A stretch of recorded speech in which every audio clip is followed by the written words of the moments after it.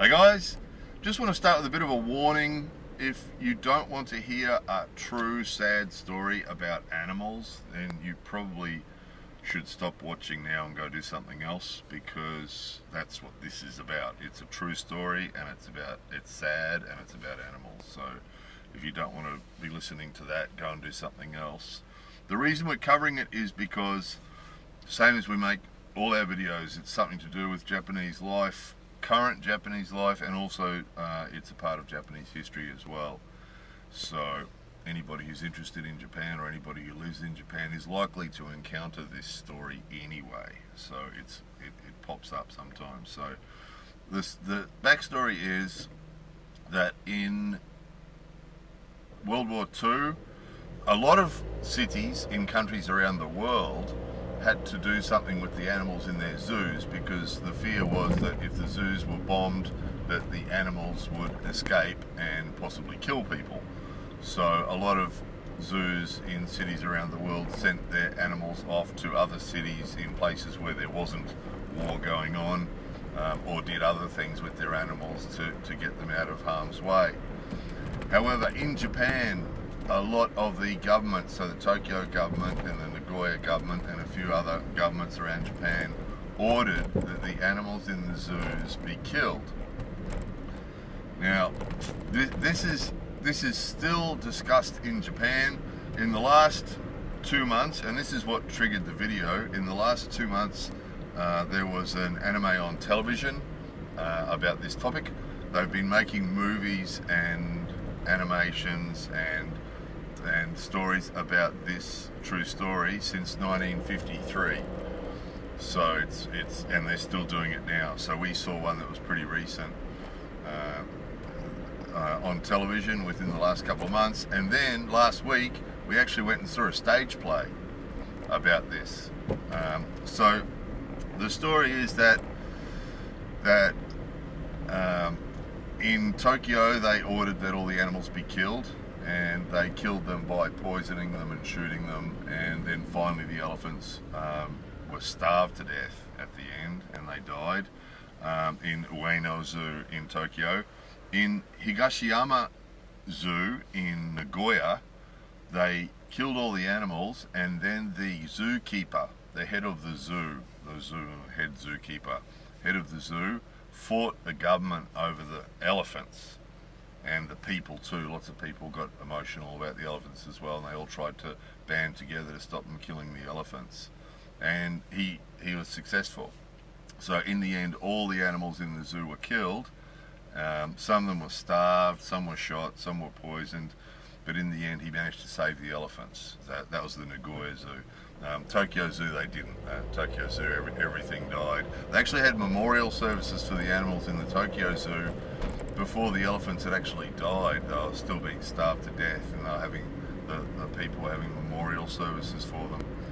So this has been a topic since that happened. So that was 1943. Now it's been a bit of a thing because, first of all, fairly radical thing to do, but it's not the only place in the world where that happened. There was other zoos around the world where animals were killed as well. A couple of the things that are still debated now is that it was really early. It was 1943, and in 1943 the Allies didn't yet have the range to reach Japan, to bomb Japan. They weren't bombing Japan yet. They couldn't reach Japan yet. They weren't close enough to bomb them. So the risk to the animals in the zoo, or the risk to the people from the animals in the zoo, wasn't yet real. It was just a future possibility. It wasn't yet a real risk. So there's debate as to why it was done so early, and then some people have theories about it was done because it was to, like, a propaganda thing to upset the local people into being angry at the Allies, into being angry at Japan's enemies for causing these animals to be killed, which is a sort of a roundabout sort of way to go about a bit of propaganda. But anyway, some people believe that was why they did it. Other people argue that, so for whatever reason. So on a sort of a philosophical level, on a political level, or a deeper level, why those things were done is still debated and still a bit of a topic. As far as entertainment, as far as the movies and the stage plays and things, the animation that we saw was aimed at the family, and that sort of tragic type story, a tragedy sort of story, is really popular in Japan.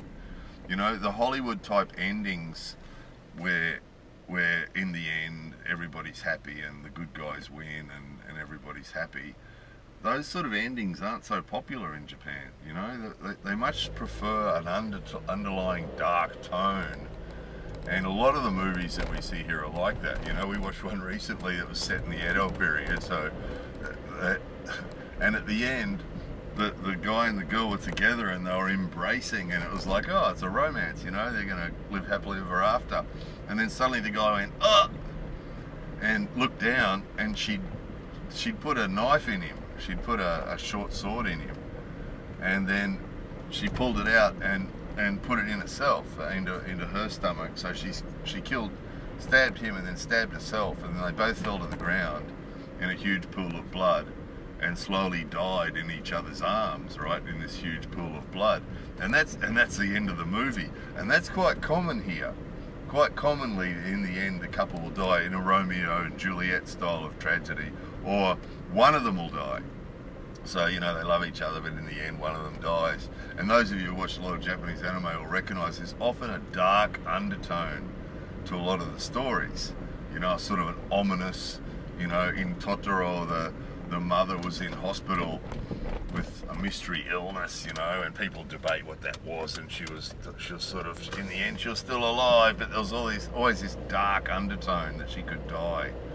And it's quite common in Japanese stories. So this true zoo story about the people fighting to save the animals, and in the end all the animals were killed, or in the case of Nagoya, all the animals were killed except the elephants, and the elephants were saved. So that sort of story is really popular here. So the anime that we saw on television was aimed at families, and it's just sad. I mean, you know, here's the animals dying, right?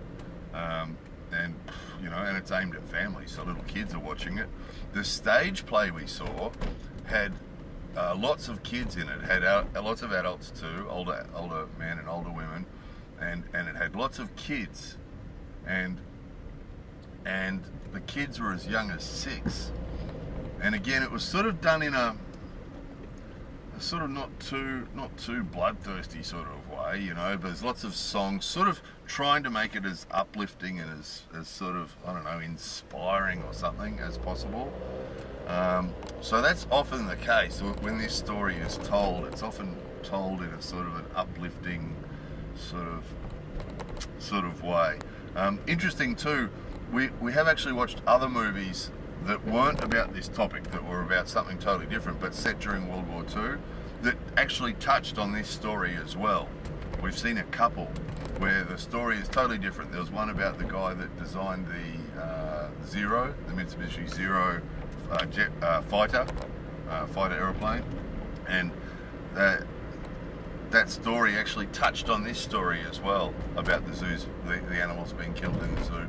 And sometimes they do that. If they have a World War II story, they'll sometimes touch on that zoo story as well. It's sort of, there's a lot of people analyse this in different ways as to why that's done, and what it is about the animals being killed in the zoos, that somehow they make that some sort of connection between that and the meaning of war, or, you know, innocent. Perhaps it's the civilians connecting with the innocence of the animals that were killed in the war unnecessarily, and connecting that with the civilians that were killed in the war unnecessarily, or even the soldiers maybe that were forced to fight in the war and were killed unnecessarily, maybe. So whatever the reason, people debate it. So you can see it's got different levels. So you'll come across it, if you live in Japan, you'll come across this story sometimes, and it'll either just be like a story, like a anime story, and it's just skin deep, and, you know, it's got some nice songs in it or something, and that's it.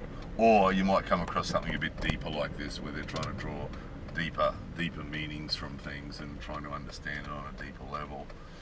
So that's why we had to make a video about it, because with all these things, with anything in Japan that we come across, other people are likely to come across as well. We think we need to cover it. And again, whether it's a feel-good thing, a feel-bad thing, a video that's going to get likes or dislikes, or whether it's going to be popular or not popular, again, we don't think about that before we make the movies or the videos. We just address the things that we experience in Japan, because that's what we try and do. We try to show you what we see and what we hear and what we experience in Japan. And this one comes up quite a lot. It comes up quite a lot in all sorts of different formats. So it's a pretty sad story, isn't it? It's a bit of a downer, but there it is. So anyway, hopefully the next video we release is going to be a little bit more uplifting than this one, but there it was. More videos coming soon.